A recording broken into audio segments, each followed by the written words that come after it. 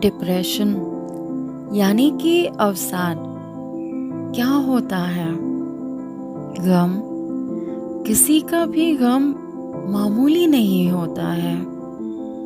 छोटा या बड़ा कह के उसे शायद संबोधित कर सकते हैं, पर किस पे कौन से गम का असर कितना हो सकता है, ये कोई सटीक अंदाजा तो नहीं लगा सकता। गम से गमगीन होना स्वाभाविक है, मगर परेशानी तब होती है जब बात खिन्नता की ओर बढ़ती है। खैर, डिप्रेशन का सिर्फ एक चेहरा नहीं होता।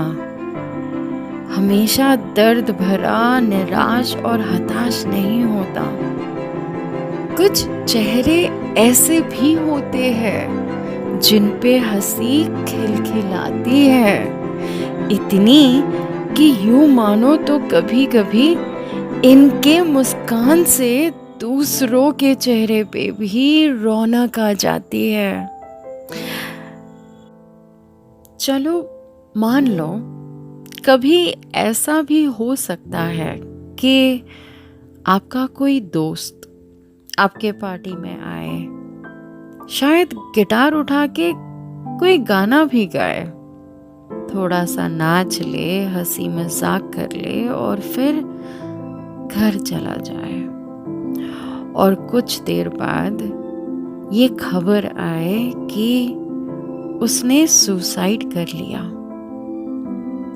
अब आप कहेंगे कि ऊपरी परत पे, यानी कि ऑन द सरफेस लेवल, तो सब ठीक लग रहा था ना, पर कोई नहीं जानता कि उसके निचले परत पे, यानी कि उसके अंदर क्या चल रहा था। तो इसीलिए थोड़ा सतर्क रहे। अपने आसपास किसी को एक दोस्त की जरूरत हो तो उसका दोस्त बने। हमेशा सब ठीक हो जाएगा यार, ये नहीं सुनना है हमें।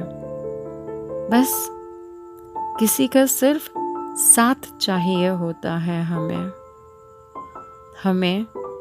हाँ, मैं इसीलिए कह रही हूँ क्योंकि मैं भी उनमें से एक हूँ। हाँ, बड़ी हिम्मत जुटा के ये बात कह रही हूँ कि मैं भी डिप्रेशन में हूँ।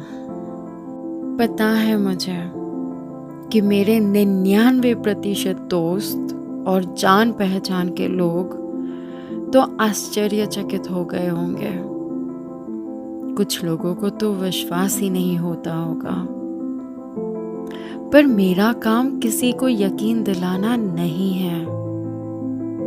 मैं तो सिर्फ अपना हाल बयां कर रही हूँ। वैसे काफी वर्षों से ये निष्क्रिय रहा है, यानी कि डोरमेंट रहा है, पर हाल ही में कुछ शायद 5 साल पहले ये अचानक सक्रिय हो गया, यानी कि एक्टिवेट हो गया। इन बीते 5 वर्षों में मेरी जिंदगी इतनी बदल गई है कि मुझे खुद को यकीन नहीं होता है। अब आप सोचेंगे कि अचानक आज क्यों बोल पड़ी है, तो वो इसीलिए क्योंकि आज का दिन मेरे पापा की 17वीं पुण्यतिथि है, यानी कि 17th डेथ एनिवर्सरी है। और मेरे डिप्रेशन के कई वजह में से ये भी एक वजह है। देखने जाए तो मूल कारणों में से एक है ये। वैसे आज का दिन हर वर्ष की तरह मेरा रोने में ही गुजरता है, तो इसीलिए मेरी आंखें और मेरे सिर में काफ़ी दर्द हो रहा है। तो डिप्रेशन की बातें बाद में करते हैं, आज के लिए बस इतना ही। इजाज़त दीजिए।